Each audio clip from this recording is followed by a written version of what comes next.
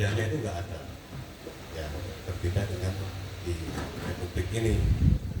Seperti aja kalau kita lihat jenis-jenis kupu lah, kupu-kupu atau binatang yang ada di Indonesia itu sangat luar biasa. Banyaknya di luar negeri belum tentu binatang sebanyak itu. Tanaman aja di sini banyak banget Pak jenisnya. Kadang-kadang kalau kita lihat di luar negeri sama sekitar hutan-hutannya homogen, hutan cemara seperti itu banyak. Padahal yang namanya tanaman aja yang kita lihat di sini itu pasti memiliki potensi Pak, bisa untuk kesehatan, bisa untuk hal yang lain. Cuma di Indonesia ini penelitiannya yang belum begitu banyak seperti di luar negeri. Mungkin pohon yang di sana itu pohon termesi itu bisa diekstrak untuk kesembuhan penyakit sesuatu. Nah itulah yang dikaji orang-orang Barat. Karena di sana sumber daya alamnya minim, mereka tidak kesini. Termasuk fosil itu juga ya. Penemuan manusia purba di Amerika tidak ada, Pak. Mereka tidak punya. Di Jepang juga tidak ada. Mereka hanya mampir ke Afrika, kemudian sedikit ke Eropa, ke Cina, kemudian mereka migrasi sampai dengan ke Sangiran. Nah waktu migrasinya itu kan tentunya tidak terbang waktu itu. Mereka berjalan kaki ya, artinya pasti ada jejaknya. Kemanapun kita pergi, kita ke museum, kita ke balai desa, kita ke lapangan, pasti ada tracks, ada jejak. Ya, dan jejak-jejak itu ditemukan. Kalau kita sekarang pakai sepatunya Mas ini mereknya sneaker ya, Skechers ya, itu kan ada polanya.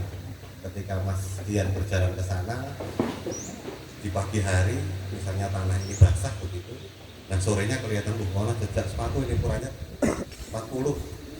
Nah akhirnya Skechers gitu. Siapa yang punya nih nyari? Oh ini Mas Dian nih. Pagi-pagi kamu berjalan ke sana ya gitu kan.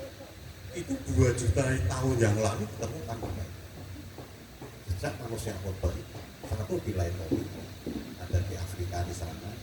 Ketika saat itu manusia purba zaman dahulu mulai berdiri berjalan berdiri. Jadi kan evolusi ya, evolusi manusia purba mulai berjalan dengan 2 kaki itu ditemukannya di Laetoli. Ketika dia berjalan dengan anaknya, ibu dengan anaknya digandeng, itu ada jejak kakinya. Kalau kera, simpanse, babon itu mereka masih menggunakan kaki depan. Ini tangan sekarang, dulu kaki kaki depan itu masih untuk berjalan. Jadi jejaknya pasti ada 4. Seperti sapi, kambing itu masih menggunakan 4 kaki. Tapi yang di Afrika itu sekitar 2 juta sampai 1,8 itu mereka sudah berjalan dengan 2 kaki. Untung jejaknya waktu mereka jalan itu ada di bekas gunung meletus, abunya. Abu gunung meletus itu setelah gunung meletusnya abunya kan di tanah gitu ya, terus kena air. Nah itu kan lengket kayak clay, kayak tanah liat. Nah, 2 generasi, 2 individu itu berjalan begitu. Ada ibunya, ada anaknya. Kelihatan sekali kakinya berjalan. Dan ini dikupas di National Geographic. Saya sampai nyari bukunya itu, saya nyari ke Jakarta lah, Jakarta itu beneran nggak sih gitu. Saya cari bukunya di National Geographic dan saya masih punya di rumah. Dan itu betul bahwa manusia mulai berjalan dengan 2 kaki sekitar 2 juta tahun lalu di Afrika. Ketika mereka berjalan dengan 2 kaki itu, nah akhirnya mereka bisa berjalan lebih jauh, kemudian mereka migrasi ya masuk ke Indonesia, dan jejak-jejak itu banyak ditemukan Bapak Ibu. Ya. Pertama memang ada di Krimil di Ngawi, ketika Eugene Dubois 1891 melakukan penelitian di sana. Nah Eugene Dubois ini adalah peneliti dari Belanda yang dahulunya mencari manusia purbanya di gua di Sumatera Barat. Karena bapak ini aslinya Belanda. Kalau manusia purba di Belanda itu di Eropa itu biasanya tinggal di gua. Mereka nyari ke Sumatera Barat. Dan saya pernah main ke sana, namanya Gua Lidah Air di Padang. Jalan kakinya sekitar 1 jam lah. Tapi 45 derajat Pak. langit terus itu sampai di mulut buahnya kita masuk dan di situ diberikan terali besi yang besar-besar untuk melindungi supaya orang nggak masuk ke situ Pak, karena di situ masih dalam proses penelitian. Dan di situ ditemukan gigi tahun sebelum 1891 lama-lama peneliti sudah sampai situ. Nah kita aja naik jadi monggo kalian pun rahapi Bapak Ibu, kalian pun dahar supaya bisa sehat semua. Nah tahun itu mereka udah sampai, padahal kita naik mobil itu susah jalan, tapi susah temukan gigi di sana, tapi ternyata gigi manusia modern. Kemudian dari beberapa laporan naturalis yang melakukan penggalian marmer yang ada di Gunung Agung, di sana juga ada nih Pak. Beliau bergerak ke sana, ternyata di sana mewawancarakan eksistensi manusia modern. Dan terakhir ada laporan-laporan dari kita bahwa di daerah Kota Solo itu sudah ditemukan fosil loh Pak. Ini ada di sana pada suatu menemukan femur, yaitu tulang atas ini dengan atap tengkorak. Nah, itu yang pertama. Tapi ternyata manusia modernnya masih yang muda begitu. Nah penelitian dilanjutkan oleh konselor ke Sangiran kan, yang menemukan banyak sekali alat batu dan fosil manusia. Nah ini adalah hal yang sama ketika juga yang dipati ayam. Penelitian mulai dari Sumut tahun berapa itu juga ditemukan, cuma intensifikasi keseringan penelitiannya itu saya nggak tahu kenapa peneliti menunjuk sana menunjuk Sangiran. Nah saya kira ketika suatu saat nanti akan museum ini menjadi sebagai sumber inspirasi peneliti itu tentunya penelitian banyak yang nah ini akan banyak menguak. Ceritanya itu kan fosil itu di bawah tanah Bapak Ibu. Kalau kita nggak mengerti jenis tanahnya, kita nggak mengerti pola pengendapan tanahnya, akan susah. Misalnya kita di sini fosilnya di mana nih kan susah banget. Pakai alat yang namanya bioradar itu nggak bisa ketemu Pak. Kalau minyak oke, kalau air bisa, tapi fosil itu nggak bisa ketemu Pak. Kita udah coba di sana. Nah ini ada ahli-ahlinya. Seperti kita menguak sebuah jendela ya Bapak Ibu ya. Kalau di rumah itu ada jendela, kita mau mengetahui isi rumah kan harus membuka jendela atau pintu. Nah pintunya itu harus sama. Penggalian arkeologi itu adalah pintu menuju informasi yang apa yang ada dalam tanah. Nah ketika itu semakin banyak oleh dilakukan, maka informasi yang ada di pakaian ini semakin terkuat nanti. Nah ini coba kita bersama semoga ketika nanti sebelah museum ini dibangun menjadi inspirasi peneliti begitu untuk semakin melakukan penelitian, karena harus diisi juga informasinya. Kita punya museum kalau nggak diisi informasi ya mau diisi apa begitu.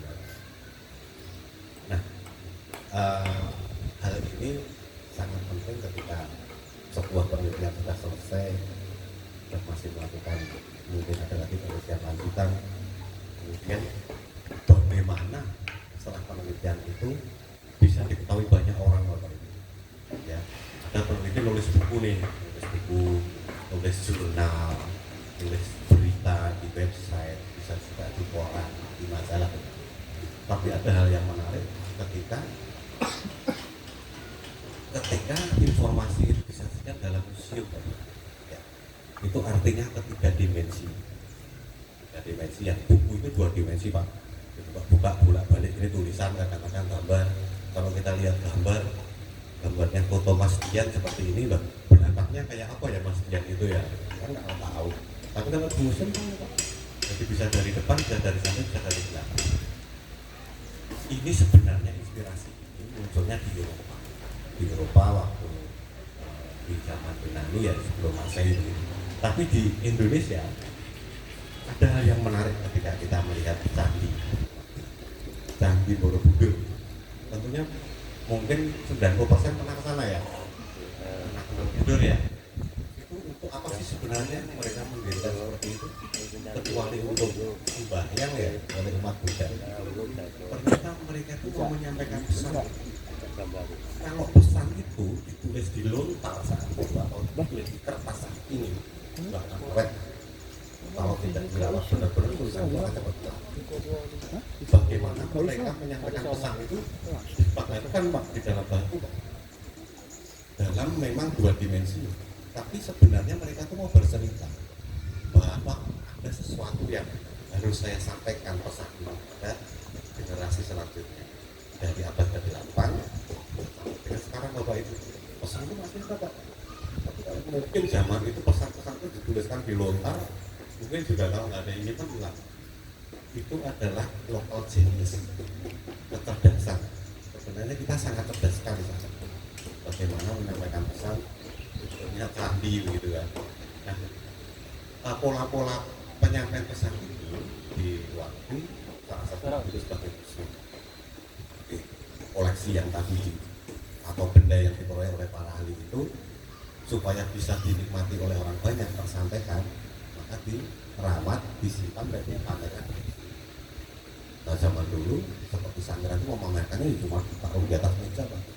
Taruh di atas meja, kasih lampu, informasi seadanya. Ini adalah fosil kaki gajah purba. Orang banyak juga yang berkunjung gitu. Oh, ini kaki gajah purba yang sudah selesai gitu. Melihat, wah, nah ini apakah cuma seperti itu museum? Kan enggak. Nah, museum itu harus komplit informasinya. Informasi dari para ahli itu kemudian kita kemas, dibikin poster di sebelahnya. Kalau ditaruh di sini kan nggak cukup, kita bikin poster. Ini adalah temuan fosil kaki gajah purba bagian femur misalnya. Kemudian ditemukan di stratigrafi tanah jenis ini diperkirakan umurnya sekian. Nah, itu orang akan bisa ditambah foto waktu ekskavasinya gitu ya, penemuannya dulu. Kemudian proses pengangkatannya, orang tambah kemudian di tahun-tahun selanjutnya revolusi industri ini membawa HB ini saya kuliah tahun 2000 belum ada, saat itu masih mobile phone yang berdiri banget itu Pak. Nah, sebelum itu komputer juga masih dengan mesin ketik Pak. Tapi setelah tahun 2000 itu loncatan dari teknologi itu sangat luar biasa. Bahkan sekarang kita menyebutnya sebagai industri 4.0 ya, 4.0 sangat luar biasa.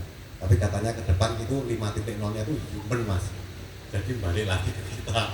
Kalau nggak ada kita teknologi ya untuk apa gitu kan. Tapi nggak apa, sekarang 4.0 itu informasi akan banyak sekali disampaikan melalui cloud, melalui sesuatu yang tidak tampak Bapak Ibu.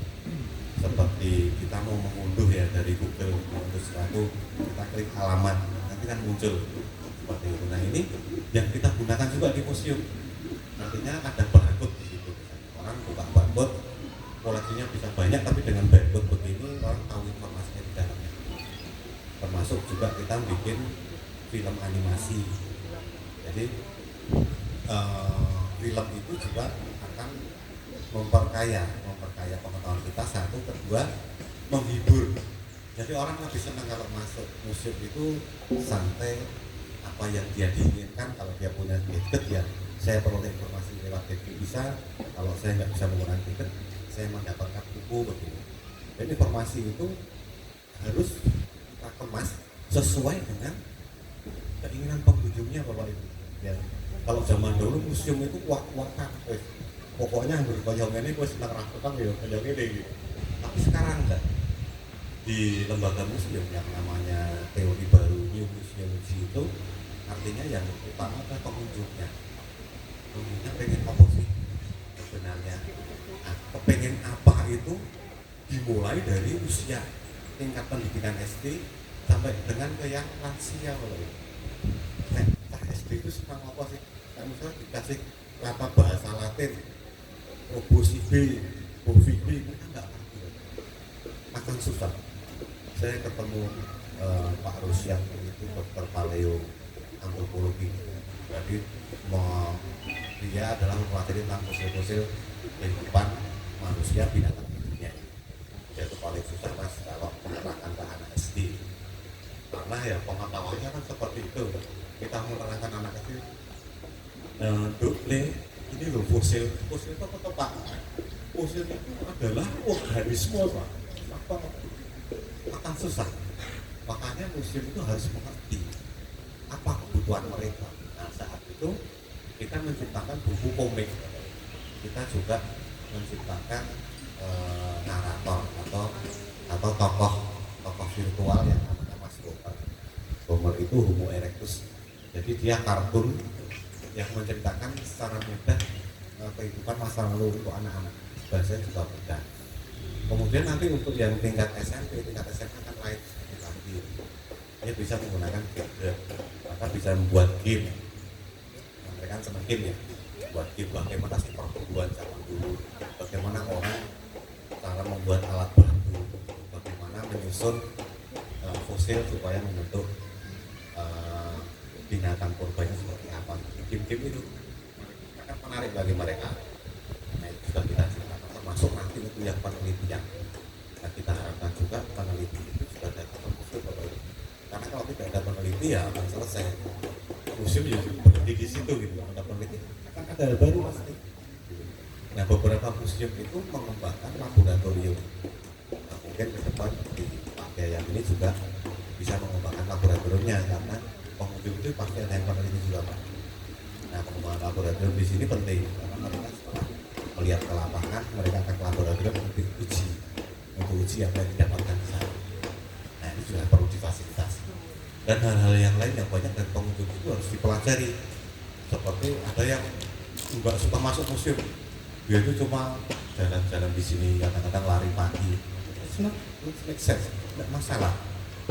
Kadang-kadang ada yang punya jeep tuh, ada yang punya jeep di sini, tapi udah harus masuk museum seperti itu.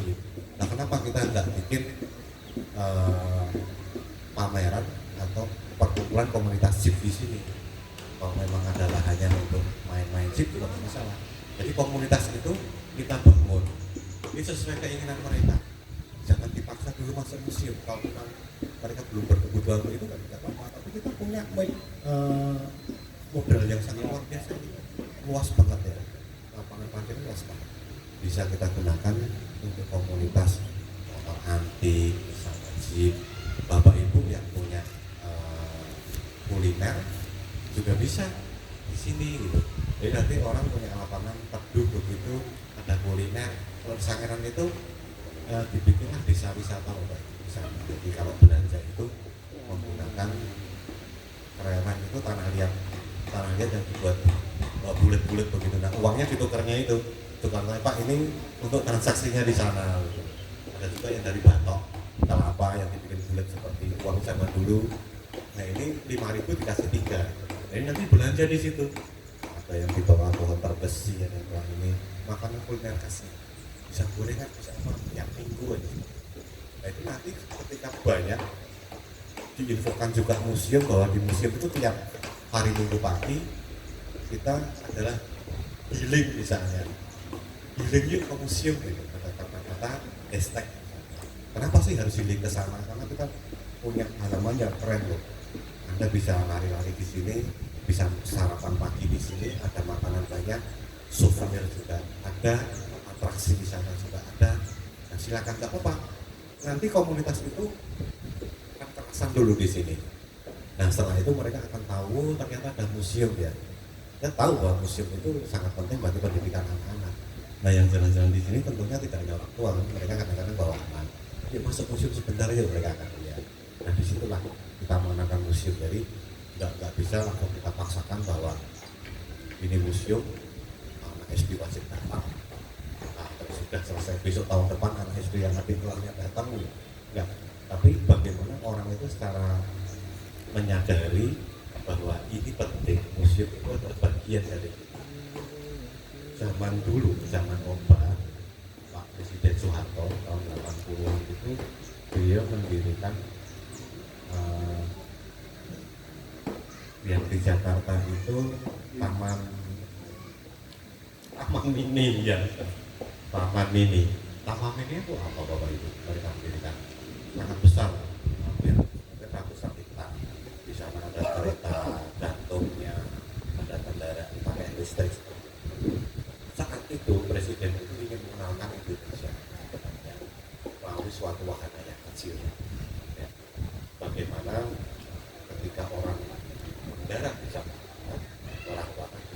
dia itu tahu kekayaan di desa itu dengan taman mini itu. Dengan taman mini mereka tahu bahwa ternyata Indonesia itu luas ya, ternyata budayanya itu juga sangat banyak, sangat luas, bahasanya juga beraneka ragam, warna kulitnya juga beda-beda.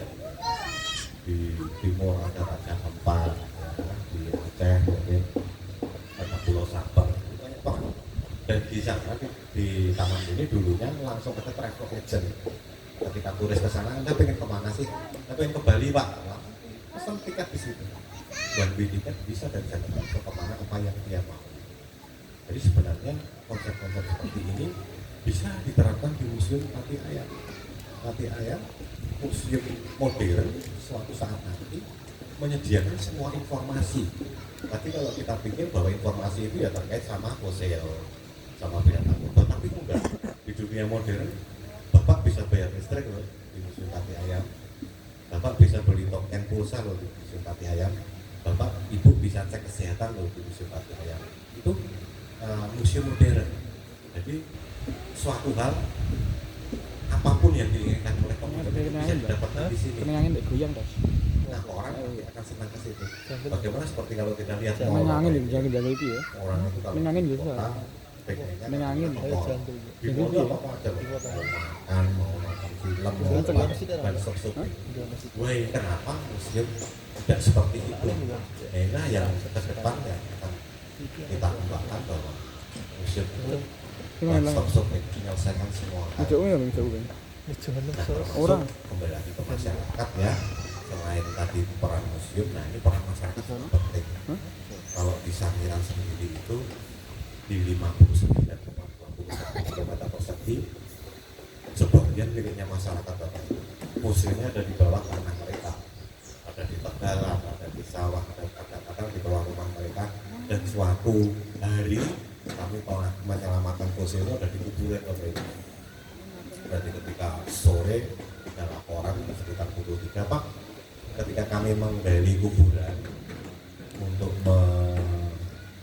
mengubur mayat begitu ya, ada yang meninggal, kami menemukan gading Pak di mana? Ya udah di sana Pak, pulang sore itu kita selamatkan gadingnya, dan yang meninggal itu ditaruh di sebelahnya. Wah, ngeri-ngeri sedap juga nih. Tapi ya nggak apa-apa, itu kewajiban kita sebagai pemerintah untuk melakukan aset UGCB yang kita jangan budaya. Kita ambil fosilnya, kemudian masyarakat mulai mengumpulkan sampai 70%. Artinya ada kesadaran masyarakat. Kalau masyarakatnya nggak sadar bahwa itu udah dibuang itu Pak, fosilnya dibuang. Kalau tidak Pak jamin nggak ada teman-teman di sini ya nggak ngerti fosil ya dibuang aja, ribet banget gitu kan.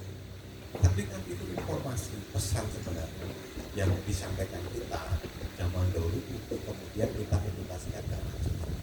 Bagaimana ternyata bangsa ini sudah tua loh. Manusia purbanya mandang ke Kudus loh. Kenapa kita kok nggak maju gitu kan? Nah ini artinya Kudus yang 472 tadi sebenarnya lebih tua dari itu. 1,5 mungkin sekitar 1 juta sampai 900 manusia purba itu sampai sini Bapak itu. Wah itu lebih tua kan, setelah tahun lalu lebih dari 400. Jadi karena kalau kita lihat, kita melihatnya dari data tertulis biasanya. Kalau di Purwokerto itu penelitiannya di data tulis sekian pernah terlihat tulisan Belanda seperti itu. Jadi muncul untuk kota-kota seperti itu sih. Nah terkait dengan masyarakat tadi sangat menarik. Jadi Sangiran itu tanpa masyarakat konsen. Saya sampai kadang-kadang bilang bahwa the local people is the key of the conservation. Jadi kuncinya itu di masyarakat. Beda dengan situs-situs lain, misalnya Borobudur, Prambanan itu dibebaskan pemerintah, kalau itu selesai dipagerin sudah selesai, masyarakat yang di luar nggak ganggu, kita di dalam juga nggak terganggu. Tapi di Sangiran mungkin di Pantai juga banyak masyarakat di sini. Nah ini bagaimana kita mendidik masyarakat supaya bahwa ini fosil ini adalah berkah ya, tidak bisa tempat ada, bagaimana kita mengolah berkah tersebut untuk menjadi kesejahteraan bagi kita. Pemerintah siap memberikan fasilitas, dan waktu ke Sangiran juga Pak Sandiaga Uno mereka menyumbang untuk membuat perlombaan desa-desa. Maka di Kudus bisa, sebenarnya bisa, tinggal antusiasme masyarakat dan kepeduliannya yang harus kita gunakan untuk mendukung. Nah, kami terakhir kemarin pendampingan di Bumiayu. Jadi Bumiayu itu sangat mengembangkan dunia, karena temuan manusia purba yang tertua itu tidak di Sangiran, tidak di Trinil tadi, tapi di Bumiayu Bapak Ibu. Ketemunya di sana lebih tua dari yang Sangiran. Nah, akhirnya di dunia penelitian itu ternyata lebih tua sana ya. Jadi sangat menarik. Akhirnya peneliti itu akan mencari tahu sih yang lainnya mana nih temannya yang lainnya, karena kemarin ketemunya satu femularis itu bonggol yang ada masuk di tulang pelvis, tulang pinggang kita itu ada bonggolnya loh. Jadi tulang kaki atas ada bonggolnya, sehingga kaki ini bisa bergerak 360 derajat. Nah, jadi ketemu bonggolnya ternyata tua banget. Nah, masyarakat sana itu sangat antusias. Ternyata kita itu kaya Pak, kita itu punya modal Pak. Zaman dulu sebelum ditemukan itu ya mereka ngerti juga. Tapi kita punya modal ini Pak, dunia aja ngerti kita kok, masa kita enggak bangga dengan diri kita Pak. Nah, waktu saya sana sekitar sebulan yang lalu kita naik kendaraan biasa, jualannya susah, lebih besar ini Pak. Saya masuk ke sana itu satu mobil cukup. Tapi ketika masuk ke desanya itu, saya lihat di papanya, karena di sini tidak ada PPT ya, kemarin saya tampilkan waktu di hotel. Nah itu masuk desanya, kurangnya itu tulisannya welcome to the ancient village, bahasa Inggris Pak. Padahal desanya itu, wah rumah-rumah kayu seperti itu Pak, sangat-sangat sederhana Pak. Saya nggak berani tuliskan itu Pak, tuliskan itu bukan dogma, bukan style, tapi sangat sederhana. Mereka nyaman karena itu. Nah, mereka tulisannya bahasa Inggris, selamat datang di desa yang desa nenek moyang, desa yang sangat tua. Mereka paham, dan mereka masing-masing punya museum juga. Jadi di sini museum mati ayam. Masyarakat itu boleh memiliki cagar budaya itu tidak masalah, di undang-undangnya dipersilakan, asal tidak selalu pertama harus mencatatkan, dan kedua tidak menghilangkan fungsi sosial. Jadi kalau panjenengan punya cagar budaya tidak boleh disimpan di lemari, harus dipamerkan, harus diberikan informasi ke masyarakat bahwa di sini ada loh. Nah, kami di sana ada sekitar 5 komunitas yang memiliki museum. Kami dukung mereka untuk mengembangkan museumnya secara bagus dalam mendukung museum Bumiayu Pak.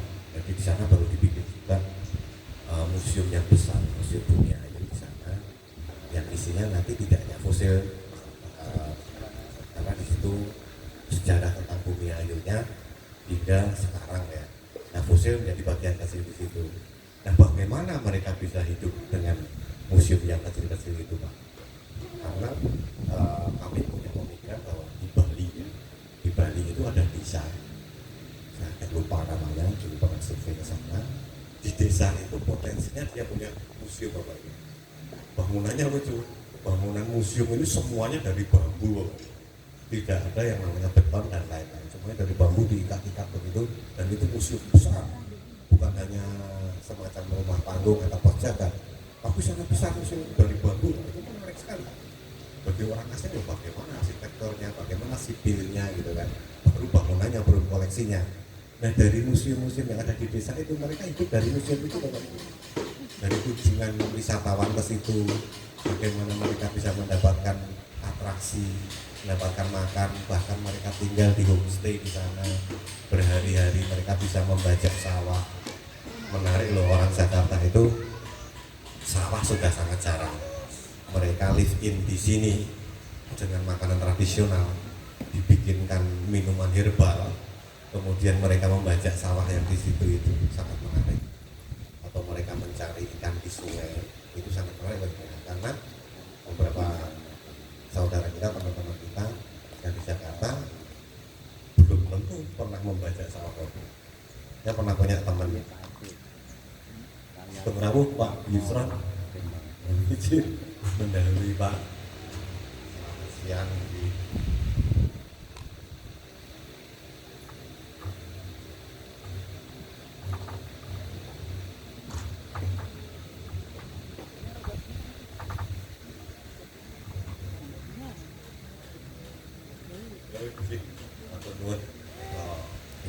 cerita Pak Isra. Tetapi cerita-cerita Pak tentang museum Pak. Jadi memang museum di Indonesia itu belum begitu populer seperti di luar negeri ya. Luar negeri itu kalau mau masuk museum itu antrinya 2 kilo Pak. British Museum itu. Atau dulu yang ada di Paris itu reservasi itu seminggu. Masuknya itu 1.500.000 Pak. Kemarin mau masuk museum itu 1.500.000 Pak. Kita harga bensin naik aja udah bingung ya. Apalagi masuk museum kebutuhan mikir Pak. Di sana antri Pak seminggu harus inden itu bayar segitu Pak. Karena mereka sangat paham bahwa inilah budaya, inilah adalah tinggalan nenek moyang saya, inilah sebenarnya saya. Kesadarannya di sini. Kemudian teman saya tadi yang dari Singapura, waktu kita mau ekskavasi penggalian di daerah Gunung Kidul, namanya Sombraholo kalau nggak salah. Saya naik motor, saya boncengin dia sama beberapa teman-teman yang dari luar negeri itu. Waktu kuliah dulu naik motor, dia berhenti di jalan, Pak, stop ya. Motorbike. Terus dia turun dari motor, dia masuk ke ladang Pak. Dia ngamatin tanaman kacang itu. Bin, ya kacang itu yang di tempat saya di Singapura itu nggak ada Pak tanaman kacang Pak. Semuanya ada di dalam kaleng. Wah luar biasa ya. Tanaman kacang nunggunya lama itu kan. Lihat-lihat itu saya baru lihat nih kacang itu tanamannya kayak begini. Apalagi tanaman yang lain. Nah ini pertanyaannya yang kita nggak sadari. Terus suatu saat saya dapat rezeki, saya main ke Singapura sekitar 1 tahun yang lalu. Dan itu saya sama teman saya yang Singapura itu mungkin tahun 94 ya. Sangat jauh. Saya pakai biru wisata, saya datang ke Singapura, kita naik bus dan saat itu ada guidingnya. Saya lihat sih antara masuk kayak apa ya. Kita naik bis. Nah waktu itu hujan. Kita naik bis ke Singapura itu hujan di sana. Terus guide-nya itu cerita, Pak, Bapak Ibu selamat datang di Singapura. Negara kami miskin ya. Terus selamat datang negara kaya yang datang ke Singapura. Masa kok ibu ngomong begitu ya? Di Singapura Pak, kalau air hujan seperti ini kalau di negara Bapak untuk apa? Ya biar hujan seperti itu ya. Ya kemana? Mungkin ke sungai atau selesai. Di Singapura ditampung Pak air hujan itu untuk minum mereka Pak. Bahkan kontraknya mungkin tahun ini selesai untuk gas kalau nggak salah dengan Indonesia. Itu kita tampung Pak. Kadang air laut itu kita purifikasi untuk minum kita Pak. Di tempat Bapak hujan, Pak pernah ada ya nyimpen airnya untuk minum Pak? Nggak pernah. Makanya Bapak negara kaya ya, sampai bahkan apa ya kalau sudah gitu mereka itu kotanya sangat bersih, tidak ada sampah, membuang sampah memang harganya tinggi Pak di sana. Bagaimana mereka nggak punya apa-apa tapi negaranya maju Pak. Negara kita itu apa-apa ada Pak, nggak pernah kita manfaatkan Pak. Yang luar biasa Pak bisa.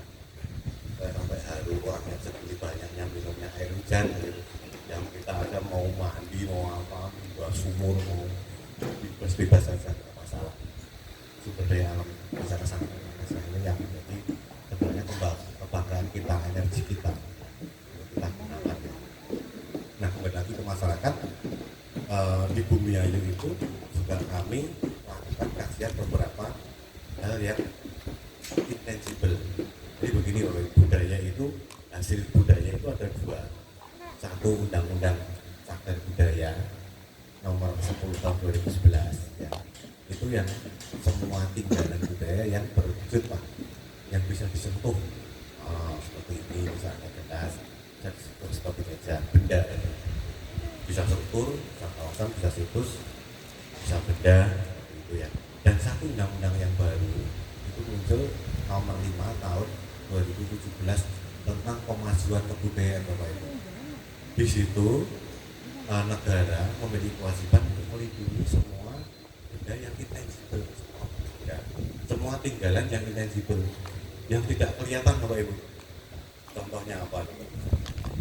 Ya, seperti tari-tarian. Tari-tarian itu kalau nggak ada yang menari kan juga nggak kelihatan Pak. Tari gambiong, ya, makanya susah kalau ada yang menari. Itu yang sesuatu yang nggak kelihatan, tapi diperankan oleh orang baru kelihatan. Terus makanan tradisional, ada juga kesenian tradisional, olahraga tradisional, seperti itu kita lindungi. Dan dua undang-undang ini kami yang sendiri kementerian sekarang dijadikan satu Bapak Ibu. Di kantor kami mulai tanggal 16 kemarin sudah tidak ada Pak. Semuanya sudah menjadi BPK sama Museum dan Cagar Budaya NCB. Nah ini baru proses. Kami sendiri baru mau assessment besok Sabtu dan Minggu gitu. Tempatkan di mana saya bilang tadi. Tapi kalau dengan NKRI ya. Nah di situ hal yang tampak seperti fosil ini kemudian dijadikan satu dengan yang tidak tampak pengelolaannya. Artinya seperti ini. Kalau misalnya kita bilang tentang reok, ya, kesenian reok yang dari Ponorogo, kan kelihatan tuh reok itu ada topengnya yang gede, ada cara narinya. Di belakang itu simbolisme dari reok kan kita nggak ngerti kadang-kadang. Kenapa sih reok itu harus bentuknya singa? Kok nggak ayam? Nah itu sesuatu yang intangible, sesuatu yang tidak kita ketahui. Nah itu yang juga dilindungi. Nah, Jekulo, Terban, Kudus itu juga pasti punya banyak hal. Yang ini yang kita modifikasi, kita gabungkan untuk saling mendukung fosil. Kalau kemarin saya baca di majalah itu kalau nggak salah ada arak fosil ya Pak, ada festival arak fosil. Nah itu menarik sekali karena fosilnya ada, seremonialnya juga ada di situ, ada doanya, ada apanya. Seperti Bapak Yusuf tadi mempersiapkan ulang tahun Kota Kudus, juga tidak hanya ingkungnya Bapak Ibu. Ingkung ditanam 400 selesai. Tapi di situ ada maknanya bagaimana kita mendoakan bersama. Ada sesuatu yang tidak tampak yang kita syukuri untuk ingkung itu. Dan itulah yang kita kembangkan bareng-bareng. Makanya di UBAYU kemarin juga misalnya kita tampilkan ada apa aja makanannya, ada pisangnya itu ada sambal apa ya kemarin, sambal bakar kan, ingat saya ada sambal bakar. Jadi di desa Galuh namanya itu ada objek alam geopark gitu ya, puncak bukit yang terpotong rata gitu. Tapi jauh sananya harus 4 jam naik motor. Nah itu kalau dari jauh kelihatan seperti lapangan dan di atas bukit. Kalau sore keren, di sini ada sungai, ada sawah, bisa melihat itu kalau sore. Nah ini kan nggak bisa dibangun orang, membangun bukit habis berapa miliar Bapak itu. Itu adalah anugerah. Dan di sini batu pandang, coba kita mencari tanah dibikin setinggi itu nggak bisa karena mahal banget. Di situ ada gajah yang meringkuk jadi fosil di situ, kita harus nungguin 10.000 tahun. Siapa yang mau gitu? Itu anugerah blessing diberikan sama Tuhan. Tinggal bagaimana kita mengelola. Dan di sana itu ada hal yang menarik, sawah yang sangat luas, kemudian ada bukitnya yang terpotong, ada sungai. Nah di sekitar situ masyarakat punya kuliner itu yang namanya sambal bakar itu, dan enak banget.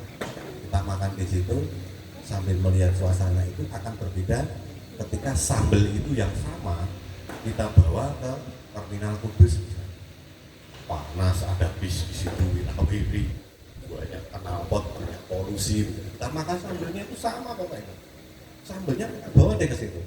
Tapi rasanya kan beda ketika panjenengan dahar di pinggir sawah, sungai, melihat pemandangan itu dengan yang ada di terminal misalnya.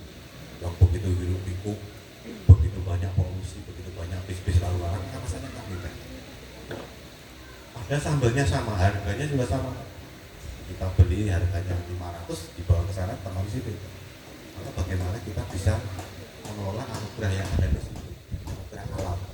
Nah tentunya di Jekulo, Kudus ini kemarin saya naik yang di sana di Batu Pandang, ada juga sungai yang katanya sungai juga, kemudian ada danau.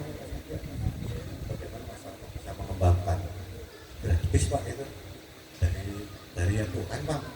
Di Jogja nggak ada seperti itu. Nah, kita kaya di sini. Kenapa nggak dimanfaatkan? Ketika kita punya, orang Jogja pengen lihat pasti dong. Jogja nggak punya, lihat fosil sambil main jeep yuk, sambil lihat danau yuk. Di sana di mana, di Kudus, makanannya juga enak, atraksinya keren, orangnya ramah-ramah, wisatanya juga bagus, aksesnya bagus, bersih. Pertama pariwisata dan bersih. Kalau sudah bersih orang senang. Kenapa nggak ke sana gitu? Ya, ke sana gitu, karena di Jogja nggak ada, di Malang nggak ada seperti itu. Nah, potensinya yang kita gali bersama-sama masyarakat. Nah, bagaimana masyarakat itu mengenali kemampuannya, ya seperti kita lah. Saya datang ke sini juga nggak mungkin tanpa pakaian Bapak Ibu. Dari sini harus pakai celana, mandi juga kan Bapak Ibu. Maka kita punya potensi, kita punya kesadaran bahwa inilah tubuh yang diberikan sama Tuhan, ya harus kita rawat. Alam sama, alam diberikan Tuhan, tinggal kita mau merawat enggak. Dan ini ada nilainya semua kalau kita mau menggali potensi. Ada usil aja ya, kayak cuma batu begitu ada nilainya pokoknya. Apalagi lokasi yang indah seperti ini, tinggal bagaimana kita menata dan menghargai untuk bisa menjadi nilai lebihnya di sini. Termasuk supaya tadi yang kita kan seperti juga ya, karena harus mendukung. Kalau hanya fosil Pak kita nggak jalan, jadi tentunya ada daya lain sebagai atraksi. Dan kami juga mengembangkan beberapa hal tersebut yang ada di Sangiran. Semoga juga kita yang memiliki tinggalan yang sama, dengan fosil itu kita jadi satu. Kalau dulu saya nggak kerja di fosil, saya juga nggak duduk di sini di sebelah Pak Yusron ketemu dengan Bapak Ibu gitu. Ternyata ada yang menyatukan juga, dan bahkan orang Perancis loh, itu setahun sekali ke Sangiran itu mahasiswa yang di sana untuk melakukan penelitian loh. Hanya dari fosil itu, mereka datang ke sini. Kita sempat bilang kita itu ternyata jadi saudara ya, akhirnya jauh-jauh hanya ini, karena tinggalan ini. Dan sekarang kata-kata hanya karena tinggalan inilah yang harus dikembangkan, tidak hanya fosil, tapi di Pati Ayam, Sepulau, di Desa Tuban tentu lebih banyak lagi, bukan hanya dari batiknya yang khas, atau hal yang lain yang khas. Karena saya lihat kemarin waktu ke Benteng Rotterdam itu yang ada di Makassar, benteng ya yang selesai, kita lihat benteng, oke lah, bikinan Belanda untuk pertahanan. Kita lihat ada ruang pamer, ya benteng. Tapi di salah satu titik di dalam benteng itu ada sekiman, tinggalnya di lorong relung, dulu mungkin bekas senjata apa ya. Saya masuknya menunduk begitu. Terus di dalamnya ada ruang kecil, dan di sana dia menyajikan lukisan unik, nggak ada kaitannya sama sekali dengan benteng. Secara benteng kalau tapi lukisannya itu dari tanah. Orang nggak percaya, orang melukis dari tanah, ceritanya gimana? Kalau tanah dibikin pottery, dibikin tempat, dibikin gelas, dibikin pot, bisa lah selesai. Tapi dia dilukis Pak. Tanahnya itu dia nyari ke daerah Sulawesi itu macam-macam tanah yang warnanya beda-beda loh. Kita kan kadang nggak sadar ya, tanah itu jangan uang nggak pernah berpikir tentang itu kan, itu juga ngerti. Ternyata tanah itu warnanya macam-macam. Tanah liat itu ada yang merah, kadang-kadang ada yang agak kuning.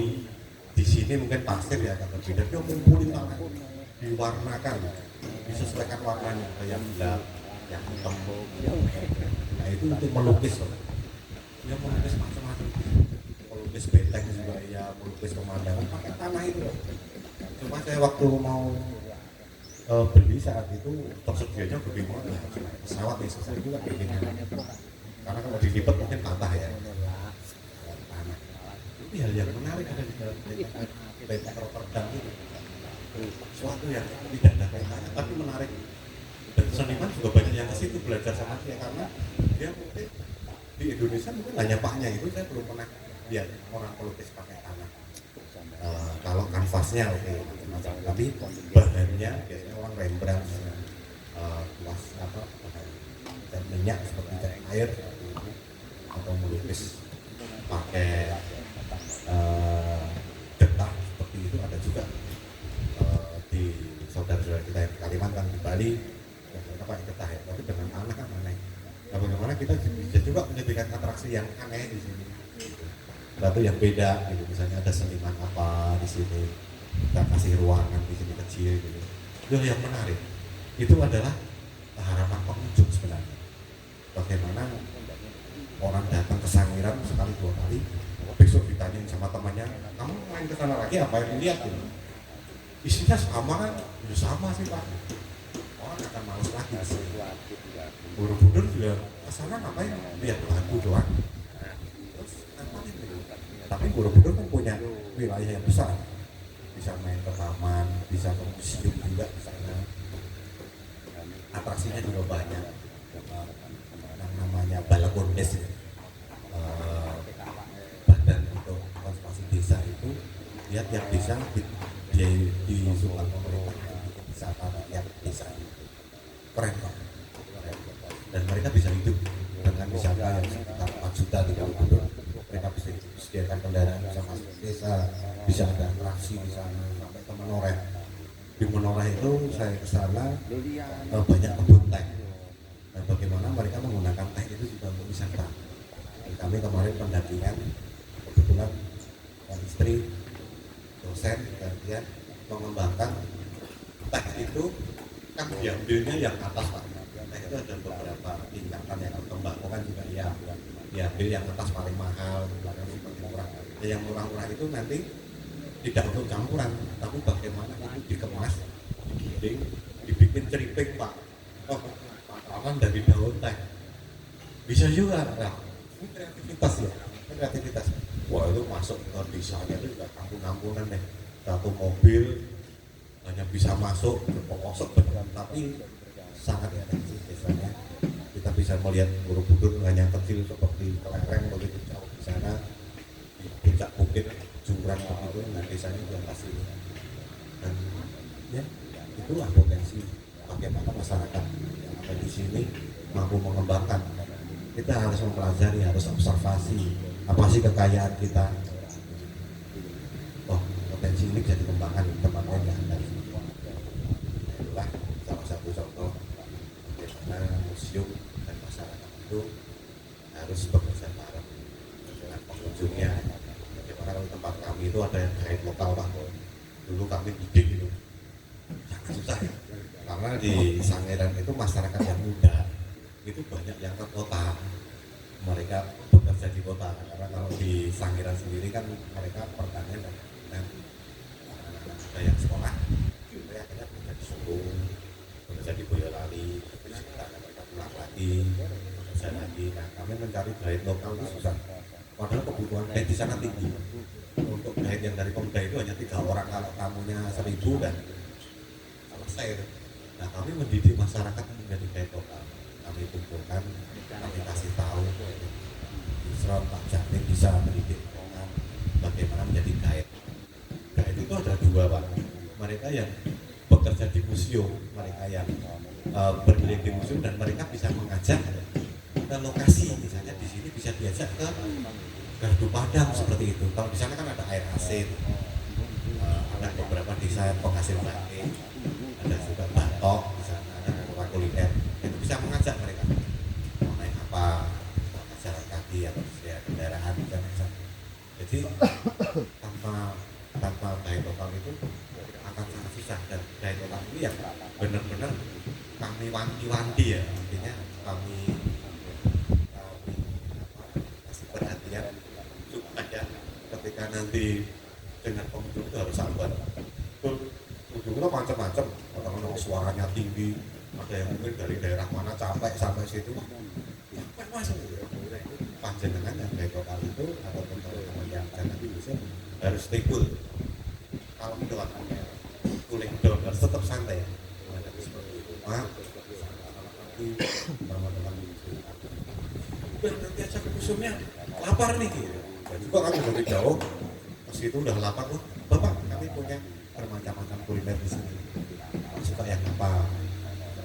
Tradisional atau ayam, makan pecel atau apa, oh ya pecel boleh deh, minumannya ada ini Pak, ada herbal Pak, ada yang dari jahe merah, ada yang ini Pak, yang mana, kasihlah tempat yang sejuk, karena wisatawan itu mereka itu mencari value, mencari nilai, mencari sesuatu yang penatan. Kalau orang kerja di Jakarta misalnya, Jakarta itu dia bukan lihat, jadi kerjanya keras, mainnya juga keras. Kalau bermain apapun dia bayar, dia dapat uang tapi asal nggak stres. Makanya Bandung, Bogor itu menjadi tujuan utama. Nah, kita harus siapkan karena mereka itu mencari kesenangan Pak. Jangan sampai museum, terserah Pak, tapi juga lapar, susah nyari makan, enggak, gitu lah. Kita harus main.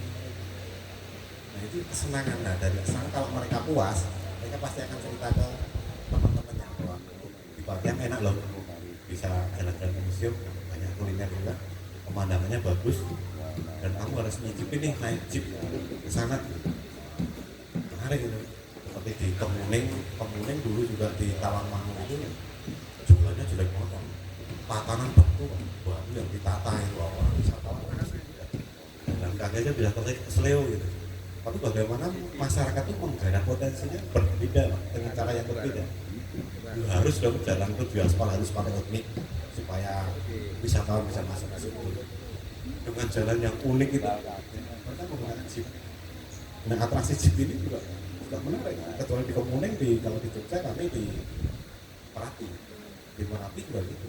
Masa kita mau ke Bebeng ya, Bebeng itu yang kemarin bagus itu harus di aspal bagus ya, bisa masuk. Tapi atraksi orang jeep. Di Bromo juga demikian. Kenapa Bromo juga di aspal gitu, karena satu ada wisata geopark yang nggak boleh gitu, tapi kan ada atraksi lain yang bisa lebih menarik. Jadi yang kita lakukan masyarakat yang penting, masyarakat harus sadar tentang kebahagiaannya supaya bisa berdaulat penuh dengan potensi alamnya seperti itu. Mungkin kita ngobrol-ngobrol aja. Nanti kalau ada pertanyaan silahkan kita ngobrol lebih jauh tentang bagaimana peran museum dan masyarakat tahun ini dan ke depan. Supaya jangan sampai nih museum Batean ketinggalan sama museum yang lain. Tapi kami lewat pemerintah siap melakukan pendampingan fasilitasi. Terima kasih. Assalamualaikum warahmatullahi wabarakatuh. Ini monggo yang mau bertanya, ngobrol, dapat buku Pak. Tapi kami lupa bawa bukunya. Nanti saya pikirkan di sini tinggalnya Mama dan Mbak berdua ini kejadian. Monggo Bapak Ibu yang mau tanya silakan.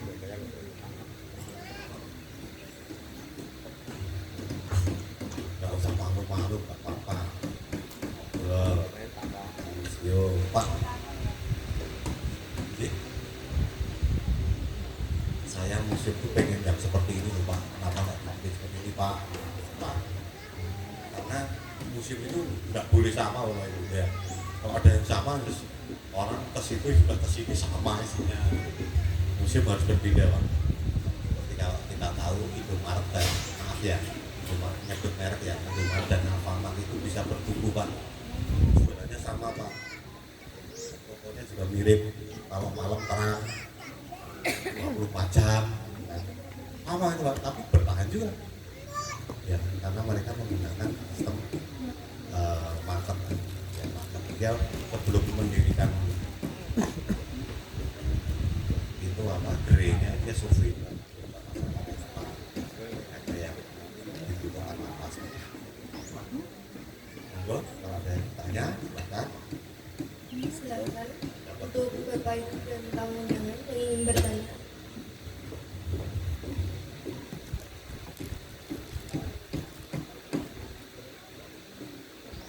Ayo angkat tangan.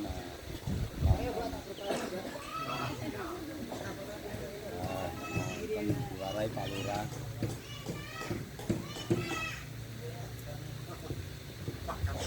Assalamualaikum warahmatullahi wabarakatuh.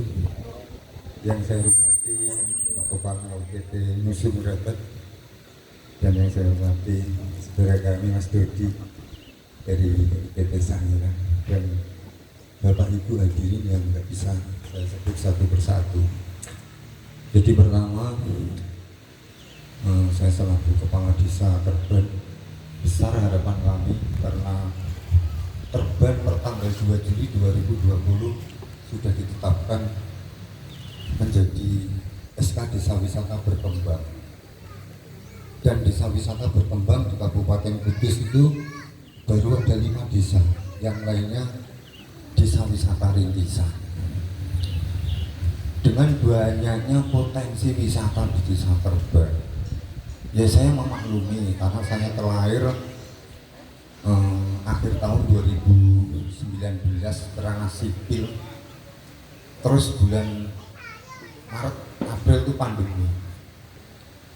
Jadi saya sendiri juga berupaya merubah wajah desa dan merubah Pakti Ayam, karena terkait Pakti Ayam itu tidak ada urusan dengan uang desa, karena tenaga, pikiran, dan dana saya pribadi. Makanya saya ingin menyambut apa yang sudah menjadi sabdone leluhur Pakti Ayam. Rejaning zaman Pakti Ayam dari kota era 90-an sudah mulai ada perusahaan di Terban, dan sekarang banyak perusahaan di Terban. Makanya yang saya gali potensi wisatanya, dengan banyaknya potensi wisata di Pegunungan Pakti Ayam. Dan Museum Situs Purbakala Pakti Ayam ini jaraknya nggak jauh Bapak Ibu, cuman 800 meter dari jalur Pantura yang paling ramai se-Indonesia. Makanya Terban sendiri harapan kami itu menjadi barometernya Kudus Timur, kalau memang benar-benar Pemkab itu komitmen dengan wisata. Gawing Mas Dodi 800 meter dari jalur Pantura yang paling ramai se-Indonesia. Saya mikir, saya pernah 3 tahun di Wonogiri dan pernah di Korem Solo. Sangiran itu masuk Sangiran aja 6 km. Jalur Solo Purwodadi itu tanggap jalur mati. Jalur paling ramai saya Indonesia kan Pantura. Dan saya sendiri 12 tahun mengabdi di Muria. 12 tahun 2006 sampai 2019 lebih 12 tahun lebih. Dan Muria sendiri juga tempat wisata. Makanya saya itu bukannya kalau ada undangan di HUB itu bukan nggak mau hadir, cuman kadang capek. Dirembuk ya apa, realisasi itu ya ora ono gitu. Makanya di sini itu besar harapan kami. Lampu-lampu juga belum lama ini ada. Setidaknya ada pengaman yang pernah saya bengak-bengokkan itu pengaman pagar. Yang jaga satu Pak, ora usah digawakno bedil, gawakno terbok karo bendo wis metu kabeh barang luar. Perlu pengamanan di situ. Makanya kadang di sini itu saya sendiri sering gurai, kadang malam minggu buat tongkrongan anak-anak dari sosial, mungkin gabung anak pang, sing gurai ya desa. Setidaknya kalau ada pengaman pagar itu setidaknya buat pengamanan ke dalam, karena ini aset Pak. Engko nek ono ilange geger itu. Tapi kalau nggak ono ya tetep wis ngene-ngene wae. Harapan kami memang saya menyadari karena 3 tahun ini pandemi ya, nanti biar ada penataan ke depan apa, karena Pemkab sendiri itu sudah tak siapkan tanah Pak. Kidul jembatan Kulon Dalan niku apa Pak Bondo Desa, biar dibuat terminal wisata. Sing kidul jembatan wetan dalan biar buat penataan UMKM. Wis teko Pak. Ya tinggal PMKP itu digreget apa ora ngono lho. Nek ra digreget sami mawon. Jadi gitu Pak. Jadi saya itu biar ada kolaborasi antara industri dengan wisata, ini ada kolaborasi.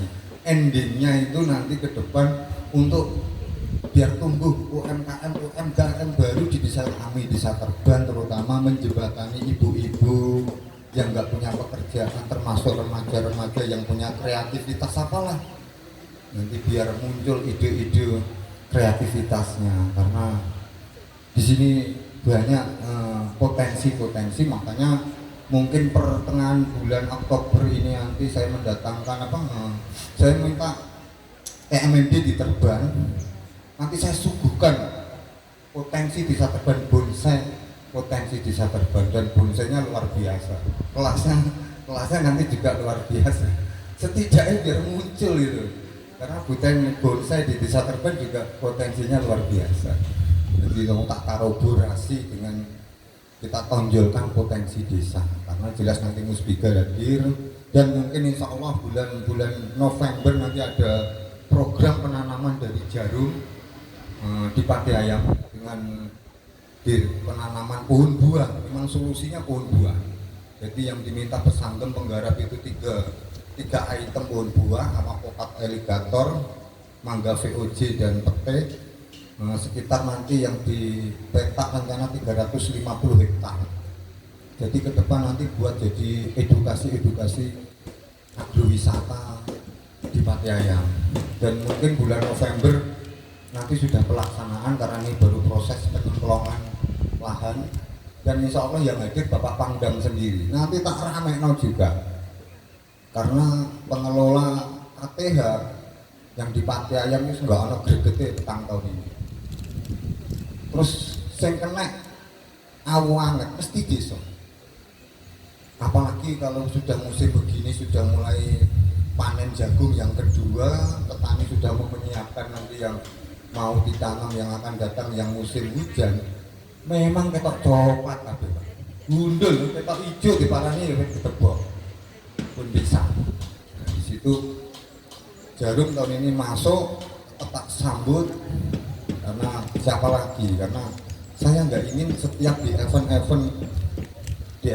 kabupaten atau di event mana gundule Pati Ayam itu bukan Dondoarum, bukan Kelaling, bukan Tanjung Rejo.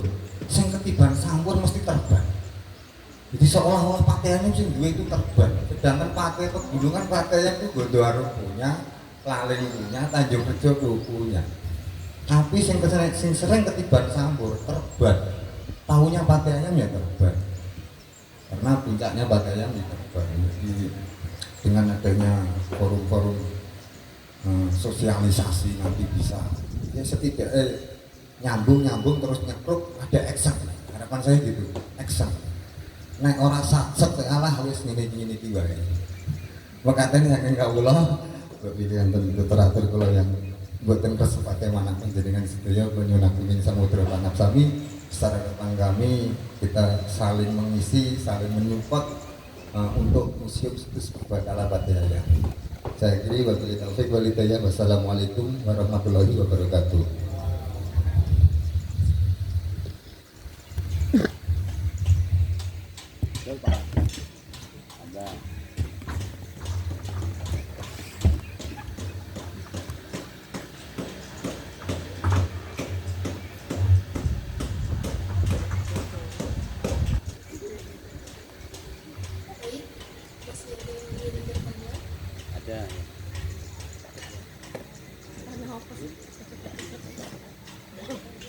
Ada.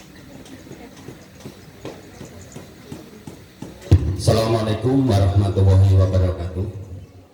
Nama saya Ngatmen, Pak, dari masyarakat Terban asli. Yang perlu saya tanyakan begini, Pak. Museum itu sudah lama, Pak, tapi masyarakat belum ada yang istilahnya memetik buahnya atau menikmati sekitar dari museum. Yang saya harapkan, cobalah kerjasama sama desa, sama Pemda itu dipergalakan atau ditingkatkan seperti yang sudah disampaikan oleh Bapak Kades. Itu memangnya saya pikir sudah benar, Pak. Memang saya bukannya mempromosikan namanya Pak Kades saya, memang sudah ada nyata yang tidak capek-capeknya dia itu ke Gunung Pati Ayam. Karena saya melihat sendiri, saya juga petani hutan, Pak. Mohonlah sekiranya dari Pemda kerjasamanya dengan desa itu perbaiki lagi. Insya Allah Desa Terban bisa tambah kesejahteraan ekonomi dan kesejahteraan khususnya dari masyarakat Desa Terban. Saya mohon dengan hormat kepada bapak-bapak yang terkait dengan situs Pati Ayam di Desa Terban ini, supaya masyarakat menikmati keindahan atau menikmati ekonomi yang lebih baik, Pak. Jadi sekian yang saya bisa sampaikan. Mohon maaf. Assalamualaikum warahmatullahi wabarakatuh.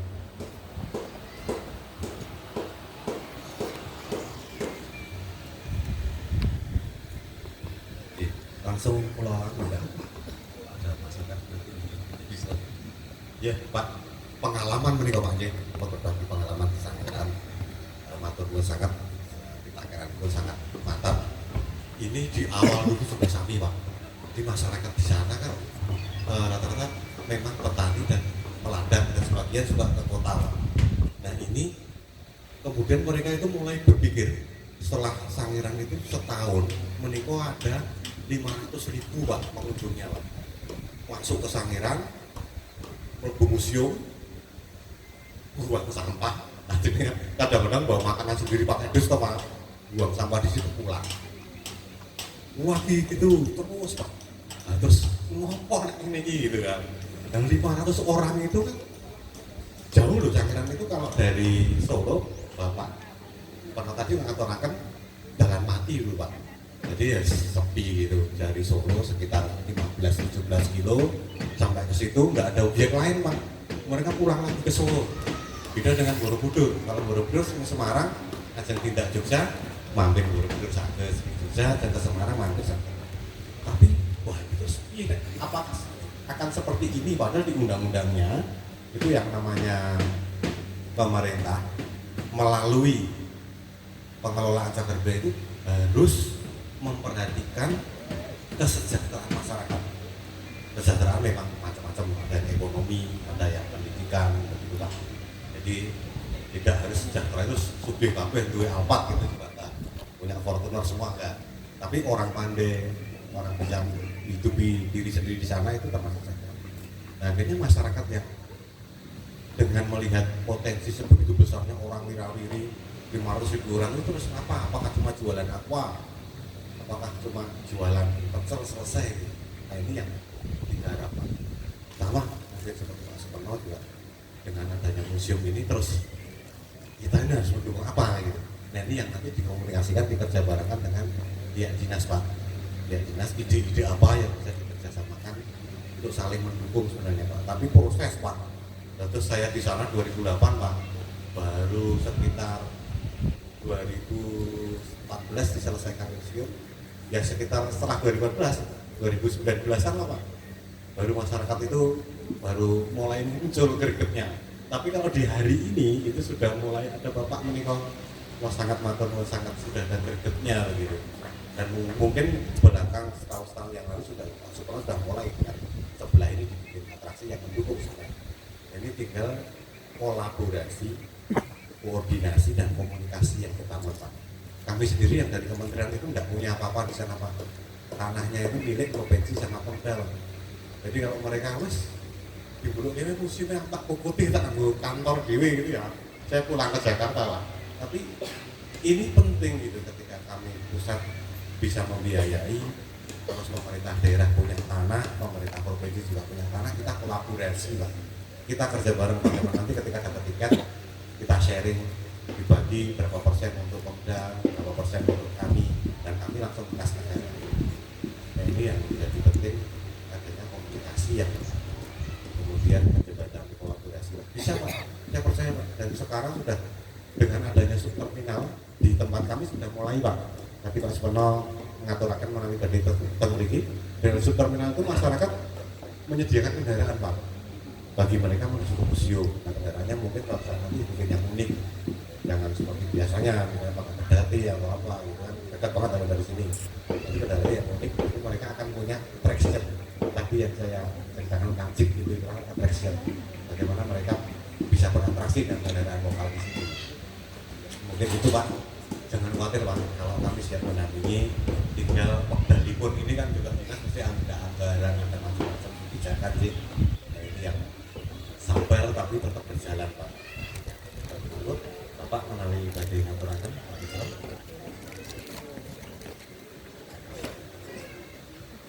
Assalamualaikum warahmatullahi wabarakatuh. Seperti yang saya hormati dan Pak Ini yang kami hormati pula, saya mohon maaf tapi sampai ke sini terlambat karena memang saat ini di dinas sedang giat-giatnya menyambut HUT Kota Kudus yang ke-473.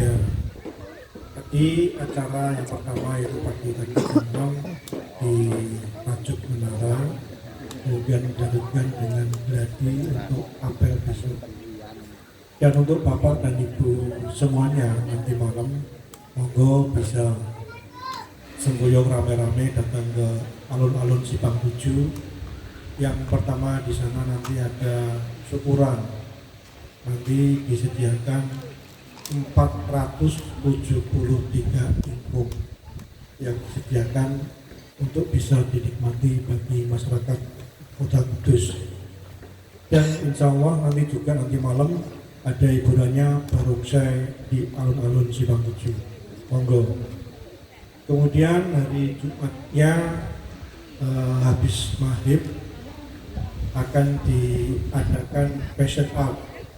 Kalau orang awam bilang karnaval, itu malam Sabtunya nanti. Dan nanti malam itu sudah dimulai juga ada pasar rakyat yang berlokasi di Jalan Sunan Kudus sampai dengan tanggal 26 September. Monggo Bapak Ibu yang mau ikut memeriahkan acara tersebut, kita tunggu kehadirannya di, kalau orang sini bilang ke Kota Kudus ya, ke Kota Monggo. Kemudian saya juga ucapkan terima kasih kepada Pak Inggi. Saya juga mengikuti Pak Inggi ini betul-betul komitmennya sangat tinggi kepada wilayah ini, khususnya yang berhubungan dengan situs Purbakala Pati Ayam. Saya ucapkan terima kasih Pak Inggi atas atensinya, sehingga sampai saat ini museum dalam kondisi aman dan terkendali.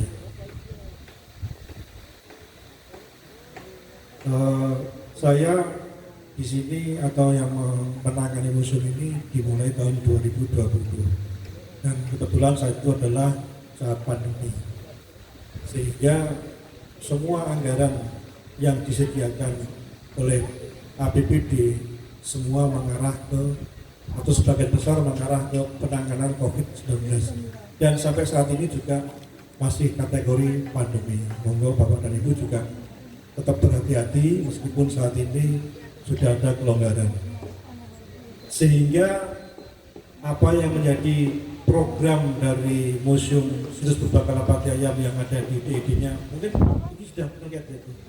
Nah, itu tersendat, dan alhamdulillah tahun kemarin Pak Bupati yang hadir di sini dan saat itu juga spontan ingin mengembangkan dengan menambah anggaran, dan alhamdulillah pada tahun ini sudah kita realisasikan. Untuk sementara adalah bangunan yang ada di sebelah panjenengan ini. Ini merupakan dana dari APBD, dana pembangunan fisik satu-satunya di OPD non PUPR. Jadi ini adalah suatu prioritas dari Pak Bupati untuk mengembangkan dari Museum Situs Purbakala Pati Ayam. Dengan harapan setelah ini bisa dimanfaatkan, di samping bisa dimanfaatkan oleh museum itu sendiri, tapi juga dapat memberikan dan lebih kepada masyarakat. Tadi saya mendengar Pak Inggi juga inisiatif menyediakan lahan untuk yang pertama itu museum apa? Terminal Pak ya? Terminal wisata dan tempat UMKM Pak ya? Atau UMKM. Ya insya Allah nanti ini akan saya sampaikan ke dinas nanti kepada Ibu PLT, dan semoga nanti kolaborasinya bisa segera dilaksanakan ketika kita dinyatakan endemi. Kemudian Bapak dan Ibu sekalian, saya juga nanti berharap ketika museum ini sudah berkembang, bukan hanya menjadi milik museum saja, tetapi menjadi milik bagi semua warga Terban ini. Artinya apa? Monggo nanti ada sesuatu yang bisa memberikan nilai lebih kepada warga sekitar. Bentuk kolaborasinya insya Allah nanti bisa dikolaborasikan antara Dinas Kebudayaan dan Pariwisata dan pihak desa.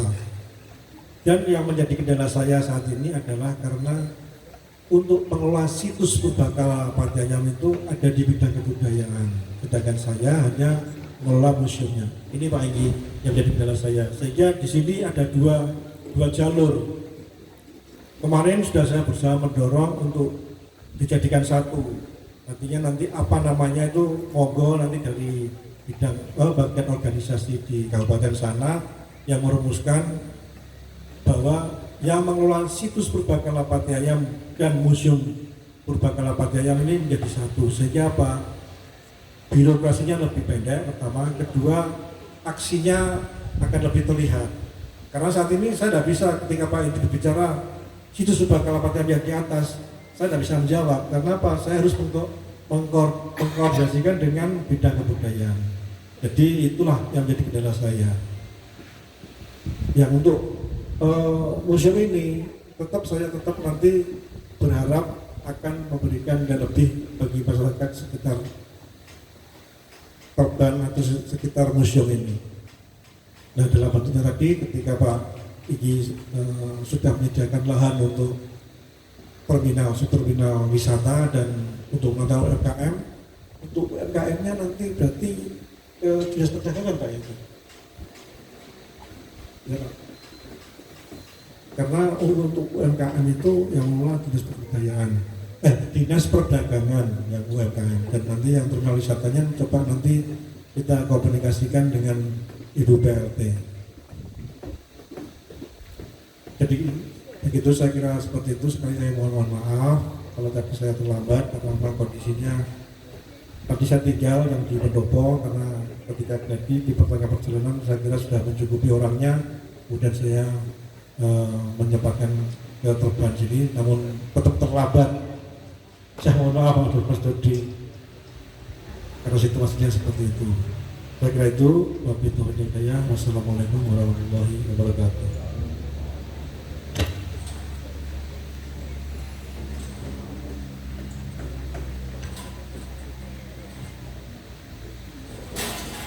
Bapak Ibu tamu undangan yang berbahagia, demikianlah serangkaian acara sosialisasi Museum Situs Purbakala Pati Ayam.